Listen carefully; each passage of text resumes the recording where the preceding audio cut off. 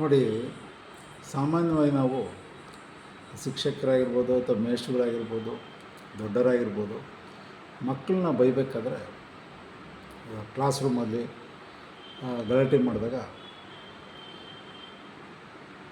ನೋಡು ಗಲಾಟೆ ಮಾಡಿದ್ರೆ ನಿನಗೆ 32 ಉದುರಿಸ್ಬಿಡ್ತೀವಿ ಅಂತ. ಮಕ್ಕಳು ಅಂದರೆ 5ರಿಂದ 6 ವರ್ಷದ ಮಕ್ಕಳಿಗೆ ಸಹಜವಾಗಿ 32 ಇರೋದೇ ಇಲ್ಲ. ಅವ್ರು ಇರ್ತಕ್ಕಂಥದ್ದು 5ರಿಂದ 6 ವರ್ಷದ ಮಕ್ಕಳಿಗೆ 20 ಮಾತ್ರ. ಚೆಕ್ ಮಾಡಿ. ಹಾಗೆ 12 ಅಥವಾ 13 ವರ್ಷದ ಮಕ್ಕಳಿಗೆ ಅಥವಾ 7, 8 ಅಥವಾ 9ನೇ ಕ್ಲಾಸ್ ಮಕ್ಕಳಿಗೆ ಅವ್ರಿಗೂ 32 ಇರೋಲ್ಲ.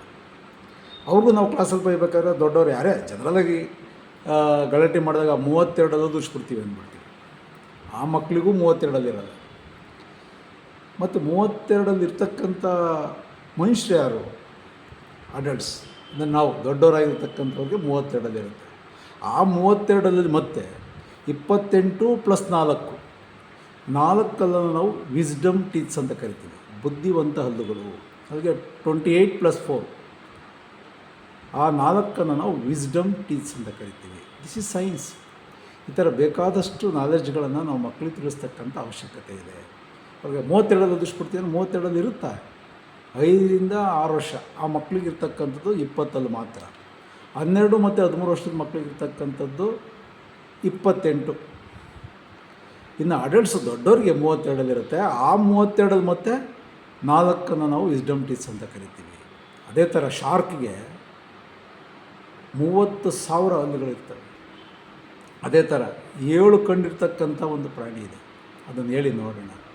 ಸೈನ್ಸ್. ನೀವು ಇಂಟರ್ವ್ಯೂಗಳಿಗೆ ಹೋದಾಗ IAS ಆಗಿರ್ಬೋದು, IPS ಆಗಿರ್ಬೋದು, ಈ ಥರ ಇವತ್ತೆಲ್ಲ ನಾವು ಕಾಂಪಿಟೇಷನ್ಸ್ ಇಲ್ಲದೆ ನಾವು ಯಾವುದೇ ಜಾಬನ್ನು ತಗೊಳಕ್ಕೆ ಬರೋಲ್ಲ. ಸ್ಪರ್ಧಾ ಜಗತ್ತು. ಈ ಥರ ಎಲ್ಲ ಮಕ್ಕಳಿಗೆ ನಾವು ಯಾವ ಥರ ಸೈನ್ಸಲ್ಲಿ ಬರ್ತದೆ ಸರೌಂಡಿಂಗ್ಸು. ಈಗ ನಾವು ಜನರಲ್ಲಾಗೆ ಮಕ್ಕಳಲ್ಲೇ ನಾವು 20, 28, 32 ಅದರಲ್ಲಿ ವಿಸ್ಡಮ್ ಟೀತ್ಸ್ ಯಾವುವು, ಈ ಥರ ಎಲ್ಲ ಮಕ್ಕಳಿಗೆ ನಾವು ತಿಳಿಸ್ತಕ್ಕಂಥ ಅವಶ್ಯಕತೆ ಇದೆ. ಅದೇ ಥರ 32 ಬ್ರೈನ್ ಇರ್ತಕ್ಕಂಥ ಪ್ರಾಣಿ ಯಾವುದು ಇದೆ? ನಮಗೆ ಒಂದು ಬ್ರೈನ್ ಇದೆ. ಅಂದರೆ 32 ಬ್ರೈನ್ ಇರ್ತಕ್ಕಂಥ ಪ್ರಾಣಿ ಇದೆಯಾ? ಇದೆ. ಒಂದೇ ಒಂದು ಕಂಡಿರ್ತಕ್ಕಂಥ ಪ್ರಾಣಿ ಇದೆಯಾ? ಇದೆ. ಈ ಥರ ನಾವು ಮಕ್ಕಳಿಗೆ ತಿಳಿಸ್ತಾ ಹೋದಾಗ ಅವ್ರಿಗೆ ಸ್ಪರ್ಧಾ ಜಗತ್ತು, ಕಾಂಪಿಟೇಟಿವ್ ಎಕ್ಸಾಮ್ಗಳಲ್ಲಿ ಅವ್ರಿಗೆ ನಾಲೆಡ್ಜನ್ನು ನಾವು ಈಗಲಿಂದನೇ ಫಿಲಪ್ ಮಾಡ್ತಾ ಹೋದರೆ ಸಕ್ಸಸ್ ಆಗ್ತಾರೆ. Okay, thank you.